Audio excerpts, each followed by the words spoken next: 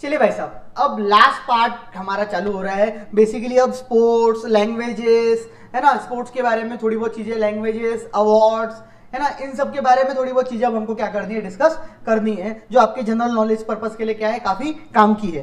ठीक है, कौन बनेगा करोड़पति में काम आ सकती है बहुत, और हमारे करंट अफेयर्स के कौन बनेगा करोड़पति में भी काफी काम आएंगी। ठीक है, तो world games athlete year award, sports के अंदर world games athlete of the year award, Rani Rampal, captain of Indian women hockey team, become the first hockey player in the world to win the prestigious world games athlete of the year award. World games athlete of the year award basically जो हमारी रानी रामपाल जी एक cricket Indian women hockey team की champion, cricket मुंह में आ जाता है बार बार, hockey best बढ़िया game, बहुत बढ़िया। ठीक है, तो इंडियन वुमेन्स हॉकी टीम की जो क्या है कैप्टन है, उनको मिला।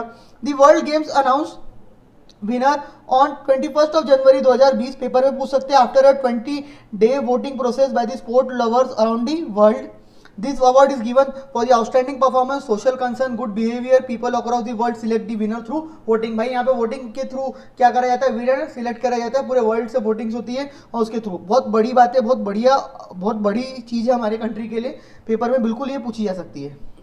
रानी रामपाल कौन है, ये India women hockey cricket women's hockey team की क्या है, कैप्टन है। समझ में आई बात, इनको world athlete of the year award मिला है। 2019 India spirit of cricket award, Indian skipper Mr. Virat Kohli was named captain of both ICC Test and ODI teams of 2019 and awarded ICC 2019 Spirit of Cricket Award। 2019 में विराट कोहली जी को spirit of the cricket award मिला है। Rohit Sharma was also honoured with ICC ODI cricketer of the year, cricketer of the year का award Rohit Sharma ji को मिला है। ये तो भाई पढ़ने की जरूरत ही नहीं ना, बच्चों को रट्टा ही होंगे मेरे हिसाब से ये तो। ठीक है, तो बेसिकली ये सब नाम याद रख लोगे तो बहुत अच्छा है, मतलब कहीं फिर कोई फ्लॉ ही नहीं बचता हमारी पढ़ाई में, सब कुछ हमको पता है। ठीक है, विराट कोहली जी को क्या दिया गया, spirit of the cricket award, Indian cricketer of the year award नहीं दिया गया है ना, क्या spirit of the cricket award दिया गया आईसीसी की तरफ से। ठीक है, और हमारे जो रोहित शर्मा जी है उनको क्या दिया गया, रोहित शर्मा जी को ICC ODI cricketer of the year award. फिर आईसीसी क्रिकेट वर्ल्ड कप 2019, बहुत ही दुखद बात, बट मैच बहुत इंटरेस्टिंग हुई थी इफ यू रिमेंबर, है ना। ICC cricket world cup 2019 was held in England and Wales from 30 May to 14 July. World cup takes place every 4 year, we all know that, feature 10 teams, top 10 teams इसमें खेलती है। was the accumulation of global qualification process that ran over 5-6 year period। वो एक qualification period, मतलब अब बहुत लोगों के मन में डाउट रहता है कि बहुत सारी टीम्स है, यूएस की है, बाकी कंट्रीज की है, वो क्यों नहीं खेलती। तो भाई एक प्रोसेस होता है, वो प्रोसेस के थ्रू ही कोई भी टीम वर्ल्ड कप क्या कर सकती है, अब खेल सकती है, उसके लिए क्वालिफाई हो सकती है, क्वालिफाई हो सकती है। जस्ट लाइक इंडियन टीम जो है फुटबॉल, फुटबॉल नहीं खेल पाती है, ऐसा नहीं कि हम इंडिया की फुटबॉल टीम ही नहीं है, फुटबॉल बहुत बढ़िया इंडिया की फुटबॉल टीम है, लेकिन वो फीफा वर्ल्ड कप नहीं खेल पाती है। वैसी कई सारी कंट्रीज की जो टीम्स है वो वर्ल्ड कप नहीं खेल पाती है। Top 8 teams ICC one day ranking at given date approximately 18 months prior to the, सब आपको पता है, मेरे को बताने की जरूरत नहीं है। ठीक है, मेरे को इतना याद है यार, वो जो मैच हुआ था वर्ल्ड कप फाइनल वाला, मतलब यार भले वो हमारी कंट्री का नहीं था, हमारी कंट्री का उसमें से कोई लेना देना नहीं था, लेकिन जो मैच हुआ था यार मजा आ गई थी, बट दुख बहुत हुआ था उस दिन मेरे को, बट ठीक है। Commonwealth games federation, the Commonwealth Game Federation is the organization responsible for direction and control of Commonwealth Games and Commonwealth Youth Games, for delivering on the vision of Commonwealth sports movement to build peaceful, sustainable and prosperous communities globally by inspiring Commonwealth athletes to drive the impact and ambition of Commonwealth citizens through sport। मतलब just like हमारे Olympic के games होते हैं, वैसे Commonwealth games होते हैं। समझ में आई बात, कॉमनवेल्थ गेम्स फेडरेशन उसको क्या करती है, संभालती है, ताकि पूरे वर्ल्ड में peaceful, peace, sustainable, prosperous communities का क्या हो, डेवलप हो, वो सब आप पढ़ सकते हो, खास जैम की चीज़ नहीं है अभी। ऑर्गेनाइजेशन उसका हेडक्वार्टर है यूके में, but working across 71 member nation and territories. CGF is based in Commonwealth house on London Paul mall along side, working closely with colleagues from Commonwealth secretariat, the royal Commonwealth society, वो सब दिया है उसके बारे में। Next Commonwealth, ये एक important ये चीज़ है कि नेक्स्ट कॉमनवेल्थ गेम कहाँ पे होने वाले हैं, इंग्लैंड में, at Buckingham. The Buckingham 2022 commonwealth games will be demonstrate the very best global Britain to the world, showcasing the region's strength of being connected and accessible, youth and inclusivity, a focus on regeneration। ठीक है भाई, वहाँ पे इतना matter वो अपने दिखावा करने वाले हैं बेसिकली, यानी कहाँ पे होने वाले हो, बकिंगम में होने वाले हैं। ठीक है, इंग्लैंड में, हमारे कंट्री में भी हुए थे कॉमनवेल्थ, मेरे को याद है, हमारे तो घोटाला भी हुआ था, कॉमनवेल्थ का घोटाला 2010 में हुआ था। खैर, ओलंपिक गेम्स सर, इसके बारे में कौन नहीं जानता है सर। सर ओलंपिक्स हो गए या कॉमनवेल्थ हो गए, यहाँ पे जो एथलीट्स होते हैं सारे गेम्स यहाँ पे रखे जाते हैं, करे जाते हैं, ठीक है। अलग अलग ऑर्गेनाइजेशन से जिसको क्या करती है, चलाती है, हैंडल करती है, अलग अलग मेंबर कंट्रीज है। 56 years after having organise the world Olympic games, the Japanese capital will be hosting a summer edition of the second time 24 July to 9 August 2020, जो कि पोस्टपोन्ड हो गए थे due to COVID. The Olympic Games in 1964 radically transformed the country according to the organizers of the event 2020. The Games of Olympia, the Games of Olympic of the modern era will be the most innovative era organized वगैरह वगैरह, उसके बारे में दिया। You can read, हमारे काम की चीज़ नहीं है, समझ में आई बात, आप पढ़ सकते हैं। सर ये देखो ना यार, थोड़ा सा यहाँ पे मेरे को थोड़ा सा ना आप लोगों से एक चीज़ रिक्वायर्ड रहेंगी, और वो एक चीज़ ये रिक्वायर्ड रहेंगी मेरे को आप लोगों की तरफ से कि भाई साहब ये छोटी मोटी चीज़ें यार ओलंपिक्स और इनके बारे में जो दिया हुआ है कि आप यहाँ पे एक रीड हम दे सकते हैं। मैं यहाँ पे मैं भी वही रीड करूंगा और वही आपको बताऊंगा रीड करके। तो एक दो पैराग्राफ पूरे आपने देखे होंगे करंट अफेयर्स में, ऐसा हार्डली कुछ ही जगह आती है जहाँ पे मैं बोलता हूँ यार ये थोड़ा सा रीड कर लेना, 2-4 लाइनें, ये 2-3 लाइनें थोड़े से रीड कर लेना, क्योंकि वहाँ पे मेरे को लगता है कि कुछ ऐसा बताने लायक नहीं है कि जो सब कुछ अलग हो जाए बता के। Winter Olympic games 4 February 2020 Beijing republic of China, China में बेसिकली होने वाले। Khelo India games programme, Khelo India games programme का ऑर्गेनाइजेशन देखो क्या है ये। The Khelo India programme is introduce to review the sports culture in the India at grass root level by building a strong framework for all sports played in our country and establish India as a great sporting nation. भाई India को great sporting nation के लिए बढ़ावा देने के लिए basically खेलो India youth games programme का क्या किया गया था, खेलो यूथ प्रोग्राम गेम्स को बनाया गया। तो accomplish the above objective the Khelo India was divided into 12 verticals, namely 12 verticals में उसको बांटा गया है। Play field development, community coaching development, state level Khelo India, annual sports competition, talent and search development, utilisation, creation upgradation of infrastructure, sports and national regional state sports academies, physical fitness school, sports for womens, promotion of sports, state sports for peace and development, promoting rural and indigenous tribal games. Basically देखो खेलो India जो objective है ना, इसका objective मैं आपको समझाता हूँ, सुनो मेरी बात ध्यान से।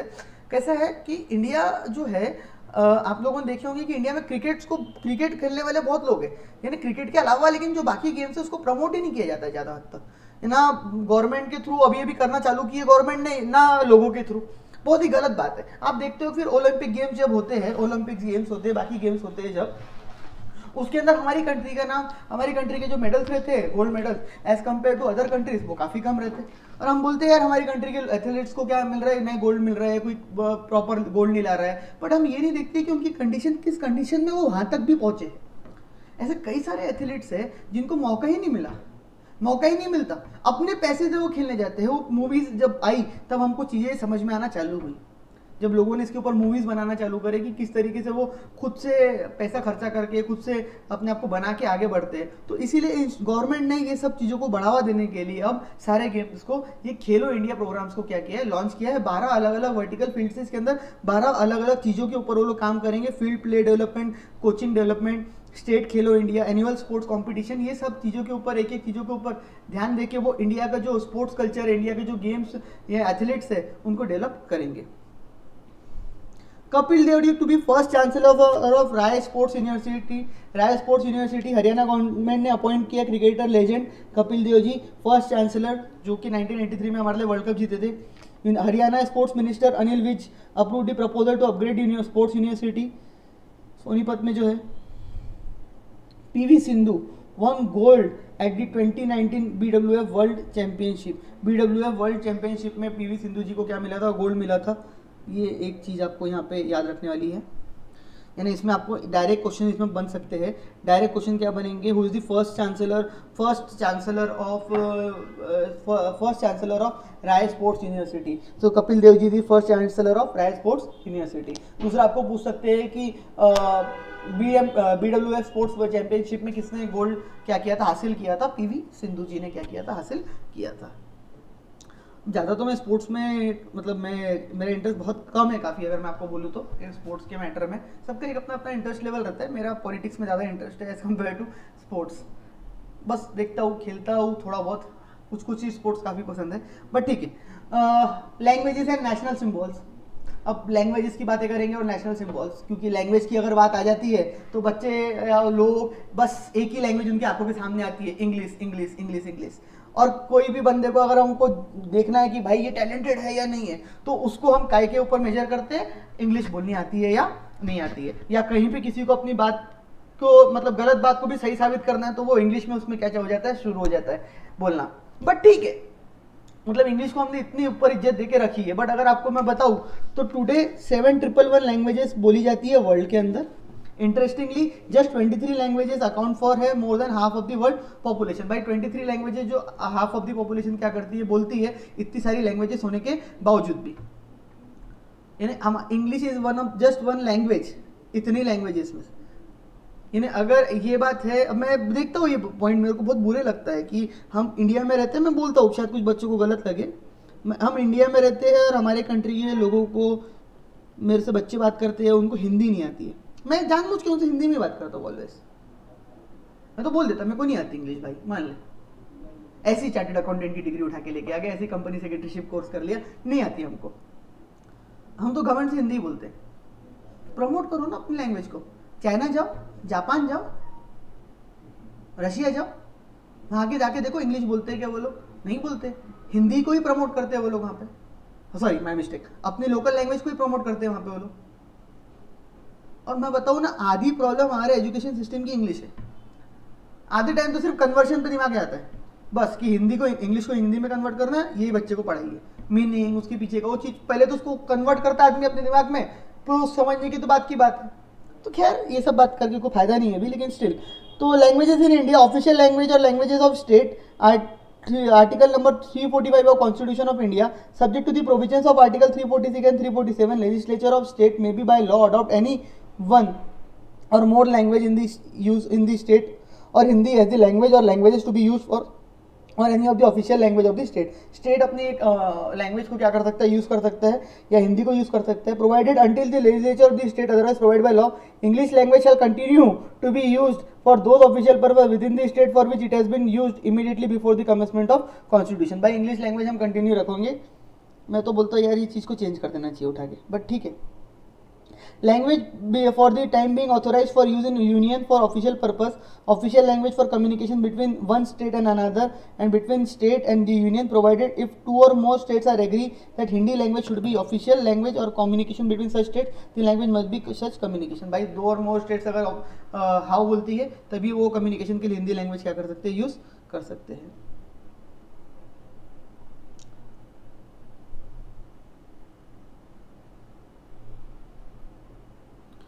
Number of individual languages listed in India is 460 languages हैं इंडिया में।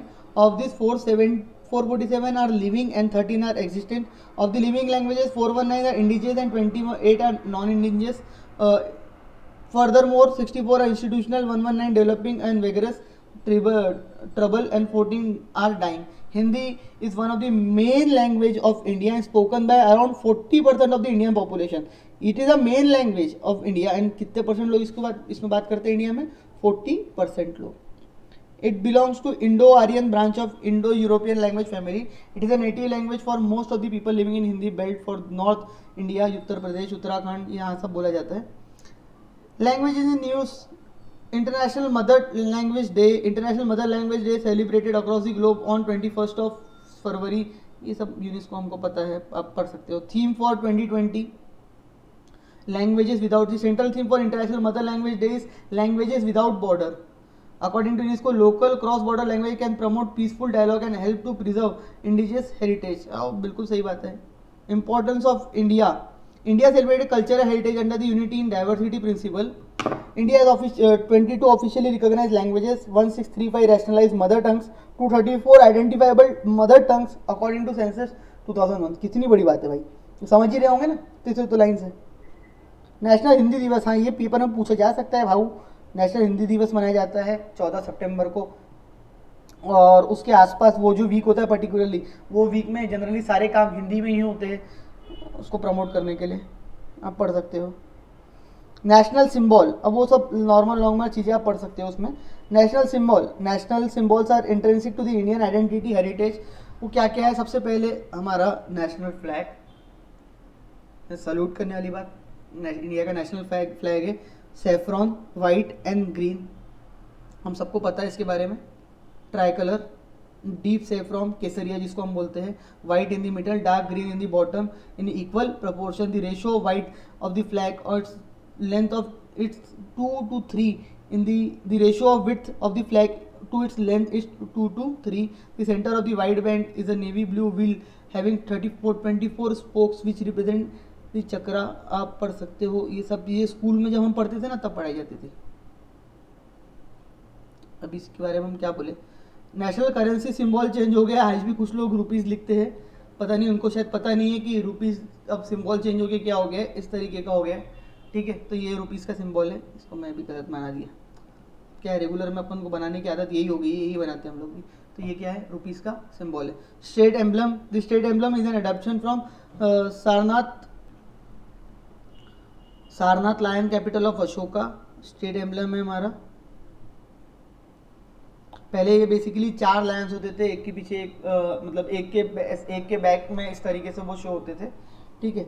नेशनल बर्ड पीकॉक, मेरे को थोड़ा सा बचपन की याद आ रही है। नेशनल एनिमल पढ़ सकते हो आप, tiger. National flower lotus. Olympic का सिंबल ऑडी नहीं है भाई, ओलंपिक का सिंबल है ये, ऑडी बोलेंगे नहीं तो नाला है। ठीक है। Some of the symbols use in Olympic games, इस तरीके के यूज करे जाते हैं सिंबल्स। नीड नहीं है भाई सब पढ़ने की, सिर्फ थोड़ी बहुत पता है तो पता है, हम सबको नॉर्मली पता ही रहता है। हाँ, ये थोड़ा सा एक पार्ट है जो भी हमको पढ़ना है अवार्ड्स के बारे में, जो शायद ही आपको पता होगा मेरे हिसाब से। जो थोड़ा सा पढ़ने वाली चीज़ है कि जो शायद ही आपको पता होगा, ये सब तो आपको पता था यार, बचपन में स्कूल में पढ़ते थे ये सब चीज़ें हम लोग। ठीक है। तो अवार्ड्स एंड ऑनर्स, जो अवार्ड्स बेसिकली दिए जाते हैं हमारे कंट्री के, अगर मैं पहले अवार्ड्स की बात करूँ तो भारत रत्न है ना, पद्मा अवार्ड्स बेसिकली दिए जाते हैं। ये सब किस तरीके से किनको मिलते हैं हर साल आपको पता होगा, अनाउंसमेंट्स होती है कि इसको पद्म विभूषण मिला, इसको पद्म भूषण मिला, इसको पद्मश्री मिला, इनको भारत रत्न का अवार्ड मिला है ना। तो हाईएस्ट अवार्ड्स है हमारी कंट्री के, जो हमारी कंट्री के लोगों को मिलते हैं उनकी अचीवमेंट्स के ऊपर, है ना। आपका भी किसी दिन नाम आएगा। ये सब अवार्ड्स के बारे में एक एक करके अब हम चीज़ें पढ़ते हैं। सबसे पहले the government of India instituted 2 civilians award, Bharat Ratna and Padma Vibhushan in 1954। Government ने क्या बोलते 2 सिविलियन अवार्ड्स करे थे। पहला था भारत रत्न और दूसरा था पद्म विभूषण 1954 में। लेटर हैड 3 क्लासेस, नेमली पहला वर्ग, दूसरा वर्ग और तीसरा वर्ग। बाद में उसमें 3 क्लासेस और ऐड करे गए, पहला वर्ग, दूसरा वर्ग और तीसरा वर्ग। There were subsequently renamed as Padma Vibhushan, Padma Bhushan और पद्म श्री। मतलब देखो बेसिकली 2 अवार्ड्स है, टॉप अवार्ड्स। एक है भारत रत्न जो हमारे देश का हाईएस्ट अवार्ड है, उसके बाद हमारा आता है पद्म अवार्ड्स। तो पद्म अवार्ड्स के अंदर बेसिकली जो पहले था पद्म विभूषण जिसको हम बोलते हैं, उसके बाद उसमें पहला आया पहला वर्ग, दूसरा वर्ग, तीसरा वर्ग करके उसका नाम रखा गया। बट आज की तारीख में उसमें नाम है, पहला है पद्म विभूषण, पद्म भूषण और पद्म श्री, है ना। वो क्या है कैसे है बताता हूँ। White presidential notification issued by on January 8, 1955। 1955 में प्रेसिडेंट का नोटिफिकेशन इशू के बाद ये नाम क्या हो गए थे, चेंज हो गए थे। सबसे पहला हाईएस्ट सिविलियन अवार्ड हमारी कंट्री का, हाईएस्ट सिविलियन अवार्ड्स की हम बात कर रहे हैं अभी, है ना, जो मिलिट्री वगैरह वालों को नहीं मिलते, ये सिविलियन अवार्ड्स है। ठीक है। तो highest civilian award of the country, it is awarded in recognition of exceptional service and performance of highest order in any field. ये वर्ड याद रखना। अब कुछ लोगों को ना भारत रत्न अवार्ड्स में कंफ्यूजन होता है, यार ऐसा कुछ नहीं है कि कोई स्पेसिफिक फील्ड में या कोई काम करने के लिए पर्टिकुलर अवार्ड्स मिलेंगे, नहीं। ये हाईएस्ट सिविलियन अवार्ड है, आप कोई भी फील्ड में एक्सेप्शनल परफॉर्मेंस करो, है ना। हो सकता है वो फील्ड इज आप आगे जाके बहुत बड़े कंपनी सेक्रेटरी बनो, या लॉ फील्ड में आपने बहुत बड़ा काम किया, या अकाउंट्स फील्ड में काम किया, या बेसिकली आपने क्या बोलते हैं बिजनेस फील्ड में बहुत बड़ा काम किया, या आपने कोई फिल्म मतलब पिक्चर वच्चर से रिलेटेड जो होता है उसमें काम किया, या कोई भी मतलब कोई भी हाईएस्ट एक्सेप्शनल आप कुछ काम कर रहे हो, एक्सेप्शनल परफॉर्मेंस के लिए ये अवार्ड क्या करा जाता है, दिया जाता है। It is treated on different footings from Padma awards. The recommendations from Bharat Ratna are made by, अच्छा इसकी रिकमेंडेशंस कौन करता है कि किसको मिलना चाहिए, prime minister to the president of India, इन्हें मोदी जी करते हैं एक्सक्यूज मी, रामनाथ कोविंद जी को, एज इन प्राइम मिनिस्टर करते हैं किसको, प्रेसिडेंट ऑफ इंडिया को कि इन पर्सन्स को ये अवार्ड्स मिलने चाहिए. No formal recommendations for Bharat Ratna are necessary. The number of Bharat Ratna is restricted to maximum of 3 in a particular year. एक साल में 3 ज़्यादा से ज़्यादा भारत रत्न अवार्ड दिए जा सकते हैं. ठीक है, इंपॉर्टेंट लाइन है, पेपर में पूछ सकते हैं. ये सब तो चीजें पूछ सकते हैं अगर इसमें से कुछ पूछना ही है उनको तो. ठीक है, government has conferred Bharat Ratna award on 48 persons as on September 25, 2019. पहला मिला था श्री प्रणब मुखर्जी को पिछले साल. Who is Pranab Mukherjee? We all know that. ठीक है, वेटरन लीडर, स्टेटमैन, जो प्रेसिडेंट थे हमारे कंट्री के, 13 प्रेसिडेंट ऑफ इंडिया थे. ठीक है, फॉर्मर फाइनेंस मिनिस्टर थे, defence minister, external affairs minister, जिनका आउटस्टैंडिंग परफॉर्मेंस था, बेसिकली एक्सेप्शनल परफॉर्मेंस था पॉलिटिक्स में और हमारी कंट्री के लिए. उनको मिला था. नानाजी देशमुख, इनको मिला था. वेटरन सोशल वर्कर, देखो social worker health education field में ये काम कर रहे हैं, इनको मिला. ऐसा कुछ स्पेसिफिक नहीं कि कोई फील्ड या उन लोगों को ही मिलते हैं या कोई पर्टिकुलर फील्ड वालों को ही मिलते हैं. एक्सेप्शनल परफॉर्मेंस इन एनी, देखो वर्ड यहीं पे क्लियर लिखा है, इन एनी फील्ड. ये बहुत कंफ्यूजन होता है लोगों को कि एनी फील्ड वालों को मिलते हैं कि नहीं मिलते. सबको मिलते हैं. ठीक है, श्री नानाजी देशमुख. उसके बाद थर्ड अवार्ड श्री भूपेन हजारिका, इनको मिला था. लेजेंडरी सिंगर है, लिरिक्स है, पोएट है, म्यूजिक फील्ड में इन्होंने बहुत बड़ा काम किया है. तो इनको 2000 इन तीनों को 2019 में क्या मिला था? भारत रत्न अवार्ड मिला था. देखो मैं जो इसमें से नॉन पर्सन है उनके बारे में पेपर में मुझे लगता है क्वेश्चन आ सकता है. उनकी डेथ भी हुई थी कुछ टाइम पहले. तो बेसिकली इनका आपको पेपर में पूछ सकते हैं कि 2019 में भारत रत्न अवार्ड किनको मिला था या कौन से प्रेसिडेंट है जिनको लेटेस्ट में भारत रत्न अवार्ड मिला था. तो उनका नाम है श्री प्रणब मुखर्जी जी. तो इसके ऊपर एक क्वेश्चन बन सकता है. अब यार ध्यान लगता है मैं बता देता हूँ कि इसके ऊपर उसके ऊपर क्वेश्चन बन सकते हैं ताकि आपको पेपर में दिक्कत ना जाए. कुछ आया है ये सब में से तो पढ़, क्योंकि इतने सारे नाम याद नहीं रख पाऊंगे. ठीक है, नेक्स्ट इज पद्मा अवार्ड्स. अब उसके बाद आते हैं हाईएस्ट सिविलियन अवार्ड्स के बाद आते हैं पद्मा अवार्ड्स. ठीक है, तो Padma awards which were instituted in the year 1954 is announced every year on the occasion of Republic day. Republic day के ओकेजन पे क्या करे जाते हैं? ये अनाउंस करे जाते हैं. कंफ्यूज मत होना, इंडिपेंडेंस डे के दिन पे नहीं, 26 जनवरी. समझ में आई बात? Except for brief interpretation during the year 78, 79, 93, 97. ठीक है, वो सब ईयर्स को छोड़ दिया कर. तो the award is given in 3 categories, namely Padma Vibhushan, Padma Bhushan, Padmashri. तीनों में जो डिफरेंस है वो यही लिखा हुआ है. पद्म विभूषण की अगर हम बात करें तो for exceptional and distinguish service for high order, मतलब ये फर्स्ट अवार्ड हो गया. उसके बाद अगर किसी को मिलेगा तो ये मिलेगा. और पद्मश्री फॉर डिस्टिंग्विश सर्विस. ठीक है,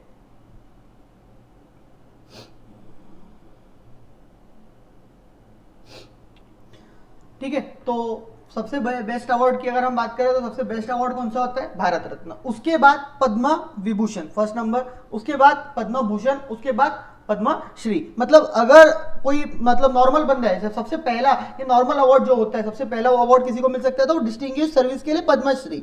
उसके बाद उससे बड़ा अवार्ड पद्म भूषण, उससे बड़ा पद्म विभूषण, और लास्ट में जो टॉप अवार्ड होता है that is called as Bharat Ratna. तो इसका सीक्वेंस इस तरीके से है जैसे मैंने लिखा यहाँ पे. दैट इज पद्मा अवार्ड में first highest award is Padma Vibhushan, second Padma Bhushan and third is Padmashri. ठीक है, कंफ्यूज मत हो जाना. 1 2 3 का मतलब ये है इसमें कि भाई सबसे बड़ा अवार्ड पद्म भूषण, उसके बाद फिर ये, उसके बाद ये. ठीक है, तो यहाँ पे लिखा भी, अगर आपको कंफ्यूजन हो रहा होगा तो for exceptional and distinguish service के लिए मिलता है distinguish service of high order, और नॉर्मल डिस्टिंग्विश सर्विस के लिए आपको क्या मिलता है? पद्मश्री मिलता है. यानी अगर आपको कोई सबसे पहला अवार्ड अगर किसी को मिल रहा है तो बेसिकली जनरली पद्मश्री मिलता है. ठीक है, उसके बाद फिर पद्म भूषण, विभूषण और भारत रत्न. बट ऐसा जरूरी नहीं है, जनरली डायरेक्टली भी अवार्ड्स मिलते हैं उनके एक्सेप्शनल परफॉर्मेंसेस के लिए. All persons without distinction of race, occupation, position, sex are eligible for this award. All मतलब all, उससे कोई लेना देना नहीं है कि वो किससे रिलेटेड है, क्या ऑक्यूपेशन, कोई मतलब नहीं हो सबसे.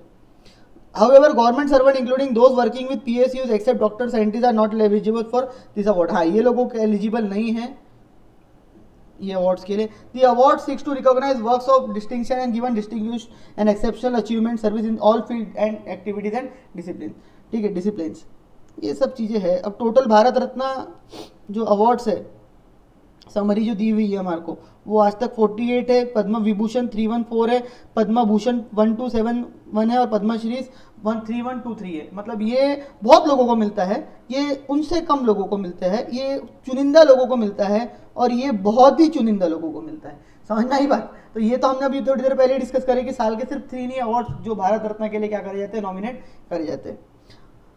Awards in the field of समय सिनेमा, दादा साहब फाल्के अवार्ड्स। तो Indian cinema Dhundiraj Govind Phalke National Film Award named most prestigious and coveted award Indian cinema after him.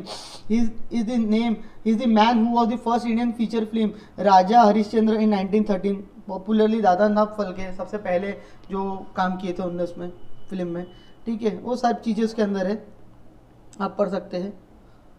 अच्छा, दादा साहब फाल्के अवार्ड जो फिल्म पर्सनालिटीज को मिलता है, आउटस्टैंडिंग परफॉर्मेंस इनके लिए मिलता है, growth and development award comprises of स्वर्ण कमल कैश प्राइज ऑफ 10 लाख रुपए। बाप रे, बहुत बड़ी बात है, बट ठीक है, बहुत बड़ी बात है। Bollywood mega star Amitabh Bachchan honoured, उनको मिला था highest award in cinema that is Dada Saheb Phalke इन दिसंबर 2019। दिसंबर 2019 में अमिताभ बच्चन जी को मिला था दादा साहब फाल्के अवार्ड। याद रखना है, पेपर के लिए इंपॉर्टेंट है। तो देखो 4 अवार्ड्स हो गए, पहला भारत रत्न, उससे नीचे पद्म विभूषण, उससे नीचे पद्म भूषण, उससे नीचे पद्मश्री। यानी अगर नीचे से स्टार्ट करो तो पहला पद्मश्री, पद्म भूषण, पद्म विभूषण और भारत रत्न, ये अलग हो गया। ये सबके लिए, ऑल फील्ड्स के लिए, ऑल एक्टिविटीज के लिए। उसके बाद Dada Saheb Phalke award specifically for cinema, ठीक है। सम अदर इंटरनेशनल अवार्ड दिए तो king Hamid order of renaissance and order of Zayed award.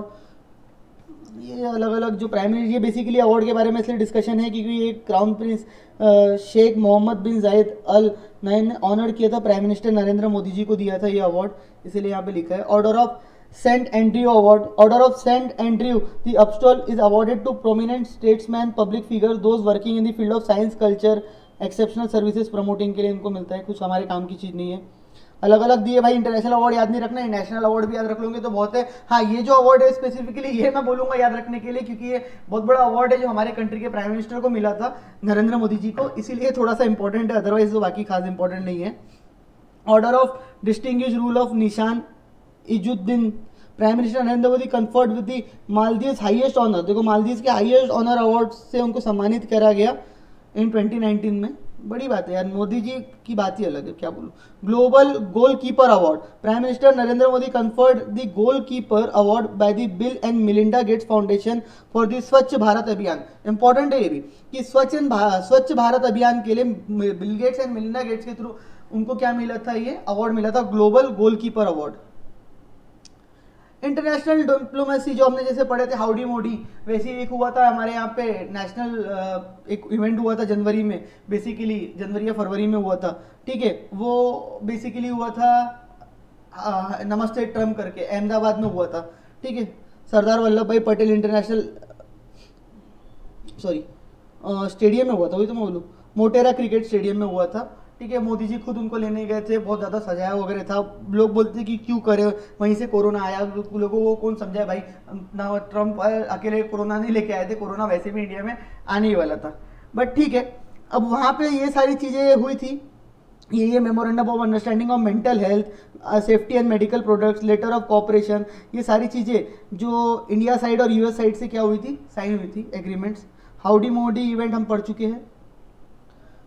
Visit to far east region of Russia, defence ministerial meeting, सब काम की चीज़ है, सॉरी काम की चीज़ नहीं, आप रीड कर सकते हैं ये 2 पेज, मैं खुद बोल रहा हूँ ये 2 पेज सिर्फ रीड कर लेना, जस्ट रीड, नॉट रिलीवेंट, ठीक है। वो बस MOU के बारे में दिया, just read, again not relevant. Art and culture के बारे में दिया है भाई कि 5 archaeological location to be developed in iconic sites. The Finance Minister Nirmala Sitharaman ji announced in her Union Budget 2020 that 5 archaeological locations of India will be developed as iconic sites. Each site will be viewed as an on-site museum. These 5 archaeological locations are Sivasagar, Assam, Rakhighari, Haryana, Dholavira, Gujarat, Hastinapur Uttar Pradesh और आदि चंचला, मैं नहीं पढ़ पा रहा हूँ, है ना, आदि चंचलारूर तमिलनाडु, स्पेलिंग मिस्टेक, मतलब मैं पढ़ने में प्रोनाउंसिएशन में गड़बड़ होगी तो माफ करना भाई तमिलनाडु के लोगों, ठीक है। अब ये इंपॉर्टेंट ये है कि ये पेपर हम पूछ सकते हैं कि भाई ऐसी क्या 5 आर्कियोलॉजिकल साइट्स है जिसको इंडियन गवर्नमेंट ने आइकॉनिक साइट्स क्या करा था, डेवलप करा था, बजट 2020 में बोला था, तो ये पूछ सकते हैं। गुरु नानक जी जो हमारे गुरु है, बेसिकली इनकी इनकी एनिवर्सरी थी, 550th एनिवर्सरी सेलिब्रेट करी गई। पाकिस्तान वो बहुत इश्यूज भी हुए थे, मतलब वो तो सेलिब्रेट कर रहे थे, बट इंडिया पाकिस्तान के तो चलते रहते, वो कुछ नहीं कर सकते उसके लिए। Bharatiya Huda site, as per the archaeological survey a rural settlement had thrived a Bharatiya Huda in Jalalpura village, Odisha, Cuttack district. ये सब आपको पढ़ना है तो एक बार रीड कर सकते हैं, ऐसे कुछ काम की चीज़ें नहीं है। ठीक है, जस्ट रीड इट वंस। भाई 2-3 पेज मैं बोल रहा हूँ आखिरी के, जस्ट रीड इट वंस, और कुछ नहीं है इसमें से। 2 पॉइंट मेरे को इंपॉर्टेंट लगे जो मैंने आपको बोला कि ये पेपर में पूछ सकते हैं। ठीक है, तो भाई इसके बाद हम चालू करेंगे नेक्स्ट हमारा मतलब ये हमारा बेसिकली लास्ट टॉपिक था। इसके बाद हम लोगों ने मैराथन्स वगैरह भी आपके लिए डाली हुई है, तो वो भी आप देख सकते हो। देखो बेसिकली आप पूरा चैप्टर मत रीड करना है ना, ये जो मैंने 2-3 चीज़ आपको बोली, जस्ट रीड इसको, जस्ट 1-2 बार रीड करना है। जैसे आपको मैं अगर बताऊँ पूरे चैप्टर में मैंने सिर्फ ये आखिरी के 2-3 जो पॉइंट्स थे ये, और बीच में मैंने सिर्फ एक पॉइंट बोला था ये इंडियन यूथ समिट, बाकी सारी चीजें हमने कवर करी है। ये तो जस्ट एक न्यूज है, आपको जस्ट एक क्या करनी है, रीड करनी है, जस्ट रीड इट वंस। और ये जो पूरा चैप्टर है इतना बड़ा, इसके अंदर इसको पार्ट्स में डिवाइड हम कर सकते हैं कि भाई पहले इंटरनेशनल ऑर्गेनाइजेशन के बारे में दिया, बाद में नेशनल ऑर्गेनाइजेशन, फिर जो दिया हुआ है वो बेसिकली हमारे को दिया हुआ है हमारे इंडियन बिजनेसमैन और फॉरेन बिजनेसमैन, लीडर्स, मतलब बेसिकली बोल सकते हैं बिजनेसमैन एंड लीडर्स। फिर हम लोगों को दिए अवार्ड्स वगैरह के बारे में, वो हम लोगों को ये 4-5 चीजें जो इंपॉर्टेंट है, खासकर अवार्ड्स हो गए, या टॉप बिजनेसमैन कौन है, या नरेंद्र मोदी जी को कौन सा अवार्ड मिला था, या हमारे सिंबल्स कौन कौन से, वो थोड़ी बहुत चीजें अगर आप अच्छे से याद रख लोगे तो आपको ये चैप्टर में काम आएंगी। ओके गाइस, मिलते हैं, बाय।